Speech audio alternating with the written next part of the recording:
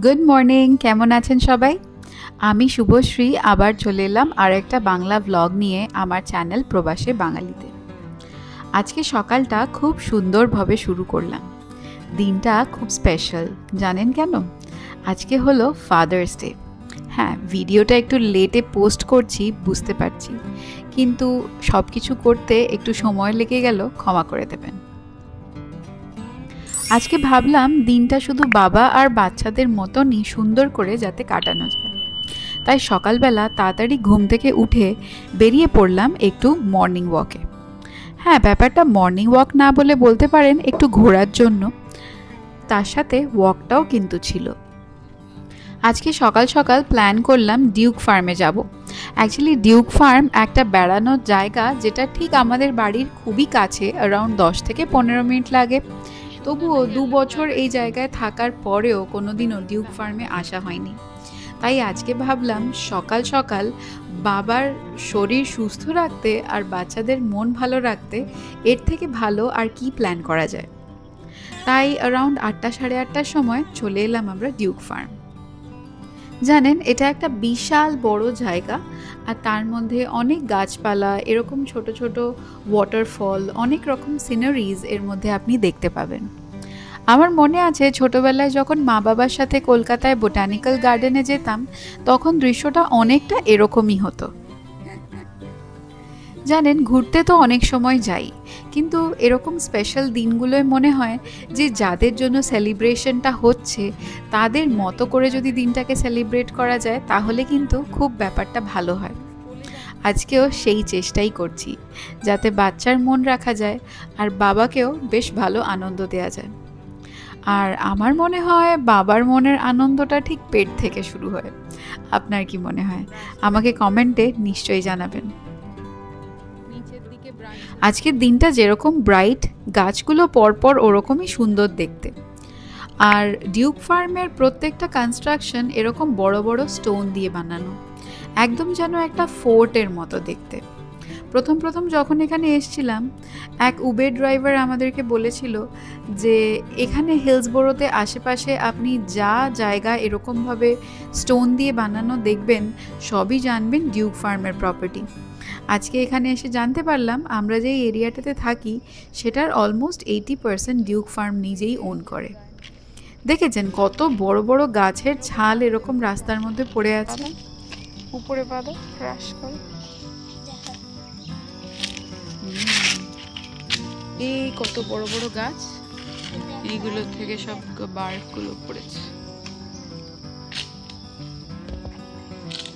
আসো আসো, চলো, ফাঁকা চলে গেল কত দূর। এটার ভিতরে একটা গ্রিন হাউসের মতনও জায়গা রয়েছে।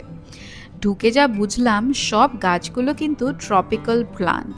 তার মানে হচ্ছে এগুলো শীতের দেশে হয় না, এগুলো সব গরমের দেশের গাছ।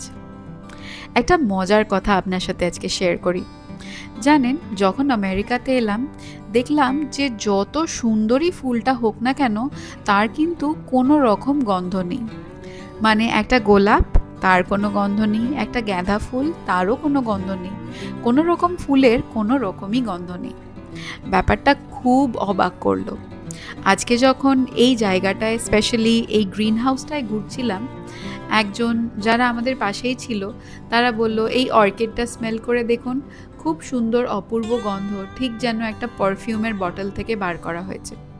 আমার মনে তখন হলো যে ইন্ডিয়াতে বা সিঙ্গাপুরে যেখানে আমরা ছিলাম, যে কোনো ফুলেরই খুব সুন্দর গন্ধ, আর ছোটোবেলার থেকে এইটাই মনে করে এসেছি যে এই ফুলগুলোকে ক্রাশ করেই হয়তো পারফিউমের বটলে ঢোকানো হয়।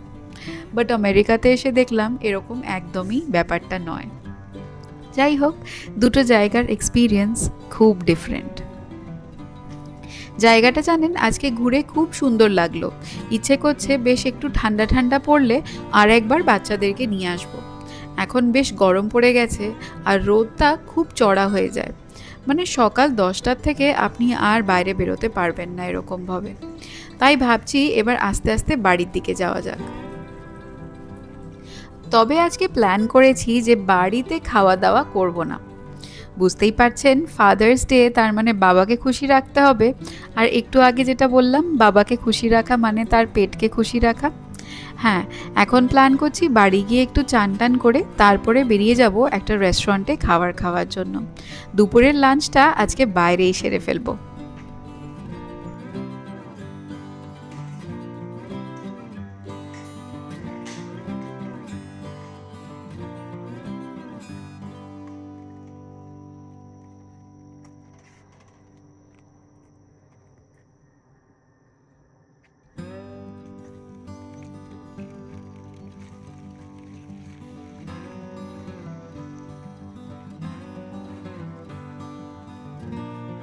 সবার মুড হয়েছে আজকে চাইনিজ খাবে, তাই চলে এলাম একটা চাইনিজ রেস্টুরেন্টে।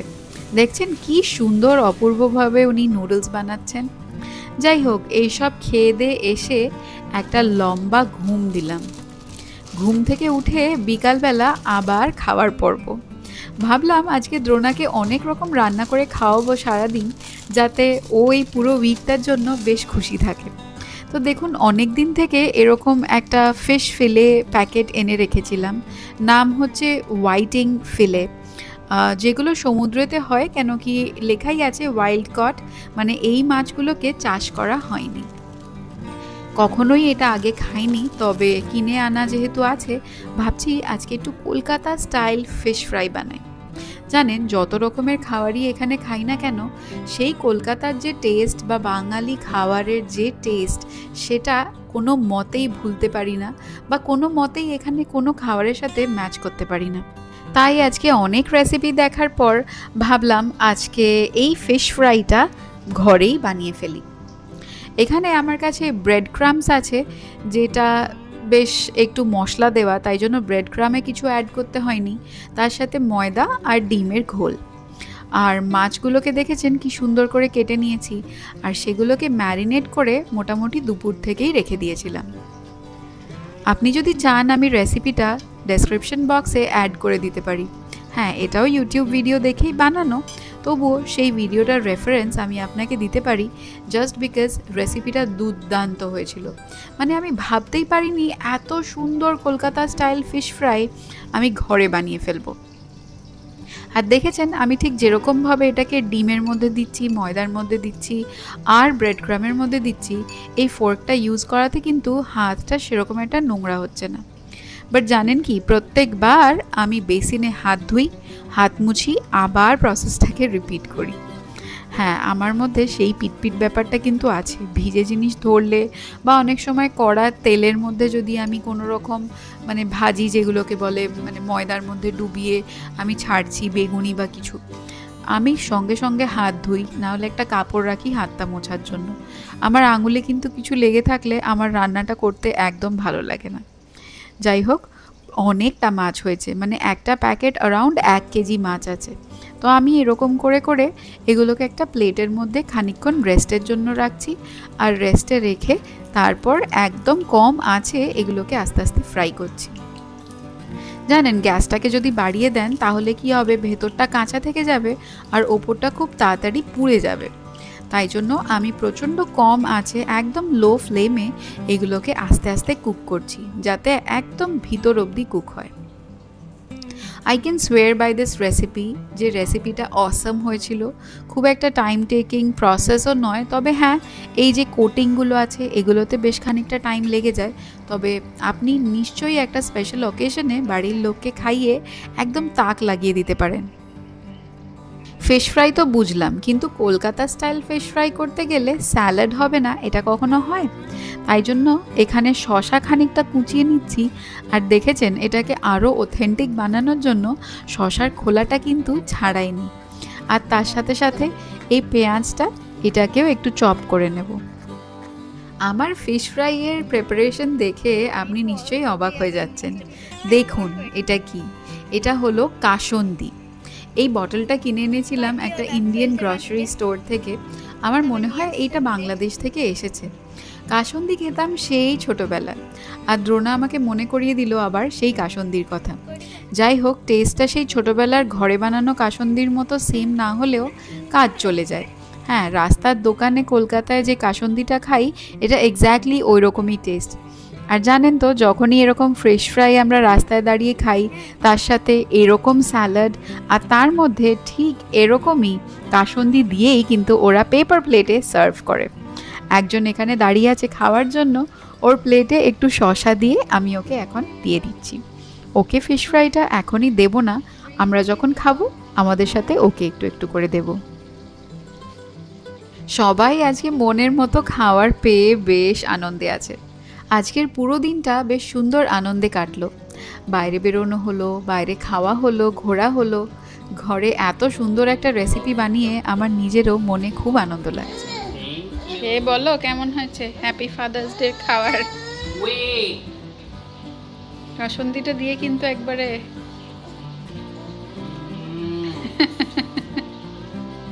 কলকাতার মতো হয়েছে। কলকাতার টেস্ট কলকাতা থেকে বেটার হয়েছে, কারণ মাছটা ফ্রেশ। আর জানো তো এটা ওয়াইল্ড কট ফিশ, মানে এটা কোনো ফার্ম করা ফিশ না। এই ফার্স্ট আমরা মনে হয় এখানে এসে সমুদ্রের মাছ খেলাম। বুঝছো, এটা ওয়াইল্ড কট। বেটুকে দাও, আমি দিচ্ছি আরো।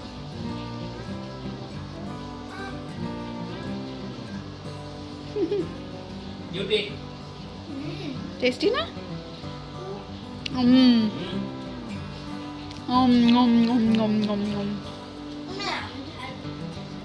ওটা ঝাল না বেটু, একটু খেয়ে দেখো। ওটা কাসুন্দি বলে ওটাকে, মাস্টার্ড।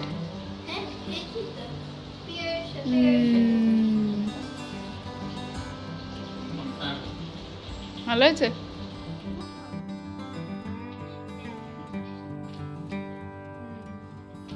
পুরোটা বানানো থাকে।